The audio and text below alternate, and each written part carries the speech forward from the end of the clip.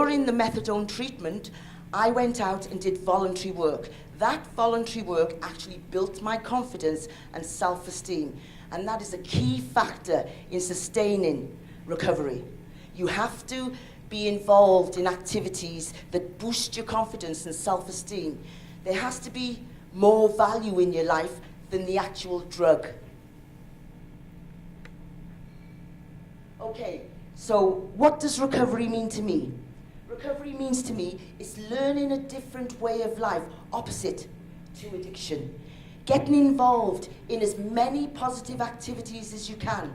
Leaving behind the networks of drug-using communities that you mixed with. You have to change your social networks. And Esther will talk about some of that later on, because it's so important, the people that you mix with. When you're in addiction, you mix with a group of people that are also in addiction. They're not your friends, but they are a drug-using culture where I found a sense of belonging that I didn't find in my own family. And as a young child, you search for a sense of belonging. And I was accepted into the drug-using community, so I kept on using drugs. So you can see there that there are lots of factors that link to sustainable recovery. Okay, so I hope the video is gonna work. Can you click on that link and let's hope it works? Please work. Oh, can you open it? This is me winning an award. Social enterprise. We set it up in 2010, and it was set up to harness the skills and knowledge of people with personal experience of addiction, treatment and recovery. New High came about as a result of my own personal experience. I was brought up in a household that was rife with domestic violence. As a result of that, by the age of 13, I was sleeping on the streets, sofa surfing, and mixed with the wrong crowd. What came was a 15 to 20 year drug addiction. I put that together with my 20 years professional experience of housing, health and social care, and as a result, New High has been born. Now, Claire, I know that you were in on 2 of those training sessions. Ex-users have a wealth of personal experience which we can use in the design and delivery of training. Not just that, when we're out delivering training, the volunteers act as a visual role model and a positive role model, hopefully thereby reducing the stigma, showing that change can and does happen.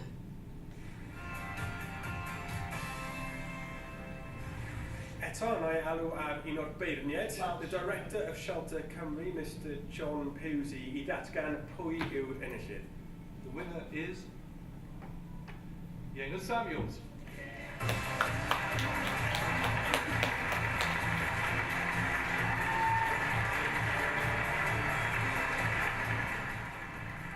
I'm speechless, and this is the first time ever I've been speechless. So I want to say thank you so much to everybody that's helped me to get this far.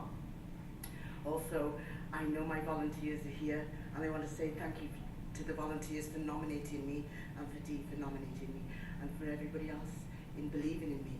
Thank you.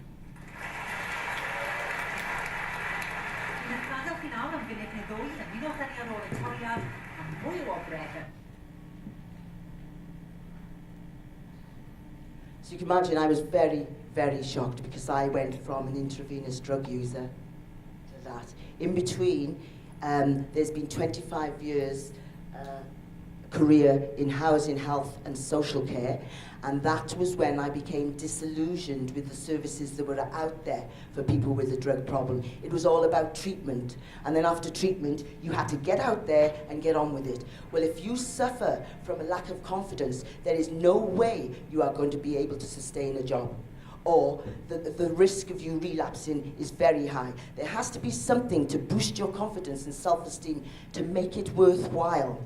So this was my defining moment, and this was presented to me by the Welsh Government.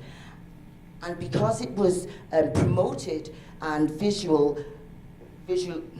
promoted throughout Wales in a big way, it gave hope to people that were considering recovery. Okay, so this was another defining moment where I met Obama. That is me, by the way, when I had very short hair. As a result of winning the Welsh Award, I then received an invite to NATO to meet with President Obama. And I was determined I was going to meet with him. So I pushed my way right through the crowd and stuck my hand out in the crowd, and there were only 2 black people there. And so all you could see was a black hand going like that. And I was saying, Barack, Barack, here I am. So he looked at the hand, I knew he'd notice it, and he followed the hand right up and saw my head. I said, over here! He came over and spoke to me. And I was just amazed. It was absolutely amazing. He asked me how I got invited to the event, and I explained a little bit about my history. It was wonderful. Okay, so what do we do? Okay, I set up New High Training, which is a social enterprise run by people with personal experience of addiction, treatment and recovery. We design and we deliver training for the wider community. And there's value in that because you're not just reading, getting your knowledge in an academic book. You've got personal experience as well. There's nobody that knows better than a drug user. So when you're confronted with a drug user and you've been there yourself, you know all the manipulations and the behaviors, and there's a kind of a common bond. This is me delivering training in Sierra Leone in 2013. And it was for the teachers, and it was also for the students. Obviously the culture is very different there, so I had to adapt my training. And what I did was I posed a few controversial questions, like, do you think people with an alcohol or drug problem should be denied education? And some of the young people said, yes, they should be denied, they should be kicked out of the country, they should be kicked out of the house. And that then opened discussion and changed the attitudes of the young people, because they saw it from a different perspective. So that is Sierra Leone. Then I went to Somaliland and designed and delivered training for the medical staff there. And the problem in Somaliland is GAT. GAT is like an amphetamine, or cat, some people call it. And it's like it's a stimulant. And it's a social drug which is chewed by many. Managers, police, you know, people. It's just like, they consider it to be just like drinking a cup of coffee. But it has a serious impact on the health. And there were many people that I visited in the mental health unit who were in there because of years of using GAT. So I did my training, I delivered some training there. You can see me, that's me in the blue outfit with the white scarf. I was boiling. How did you choose which countries? They chose me. Okay. Yeah. From networking with people in Cardiff and around, and somebody approached me and said, would you come to Somaliland? Now Sierra Leone, my dad's from Sierra Leone. So when I go over there, I stay in the village. I don't stay in a hotel, I stay in the village. So I've developed very, very strong links with the school and women's groups, etc. This is my life today, very different. I nearly died at the age of 19 when I overdosed on heroin and my heart stopped. And many would say, well, that should make you give it up. It doesn't work like that. I hadn't dealt with what was going on in my head. I didn't feel confident about the things I was doing. So my release and my comfort blanket was drugs. But now my life's very different. Then we have Desmond Tutu there. I was invited to another event. He came to Cardiff. The Recovery Stories book there. There's a chapter in there about my life and recovery. Down here is Mitch Winehouse, and that is Amy Winehouse's dad. Do you know of Amy Winehouse? Yes?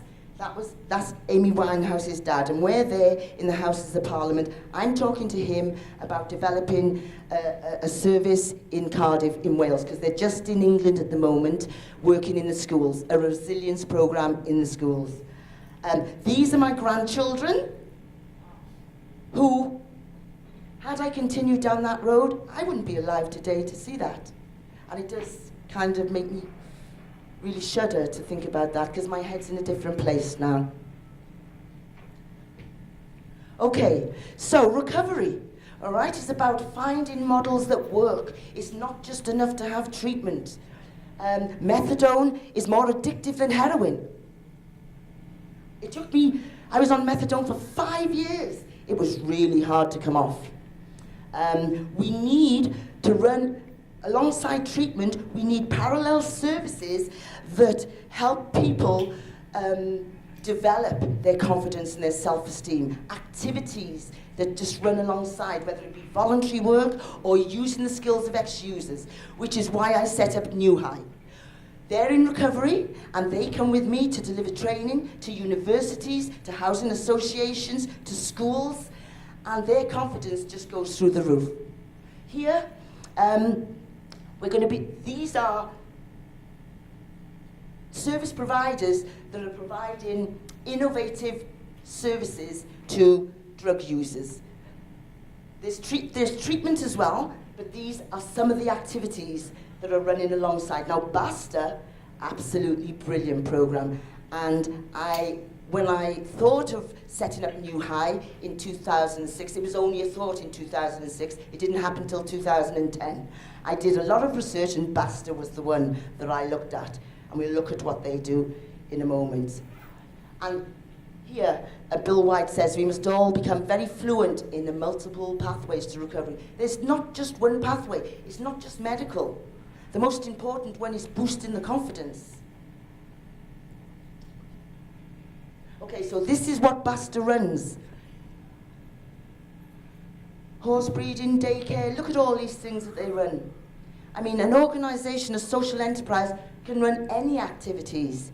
It's about keeping the ex-user involved and part of whatever is happening to them.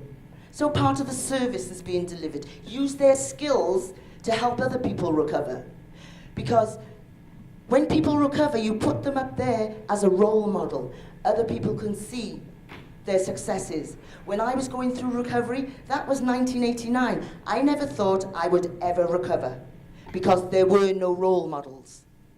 But now we've got lots of role models out there. So you can see, I'm not going to go through it because you can read it, you can see how they've been creative in developing activities. See, we cannot ignore substance misuse. It's on our streets, it's on the streets of India, it's on the streets of Africa. There has to be a way to deal with it. We cannot ignore it any longer. And it's about utilising ex-users to develop services that can help people to recover. Okay, this is an American organisation, Homeboy Industries, based on a similar kind of model, but it works with gang members. And I was very impressed with this one. They have their own social enterprise. They do silk screen printing, embroidery. They also do catering, sandwich rounds. It's whatever. Any activity that can generate an income so that the social enterprise can be self-sustaining. Okay, the training that we offer at New High, we started off with just substance misuse. And we quickly realised that we could, with the skills of all the ex-users, because many of them have got good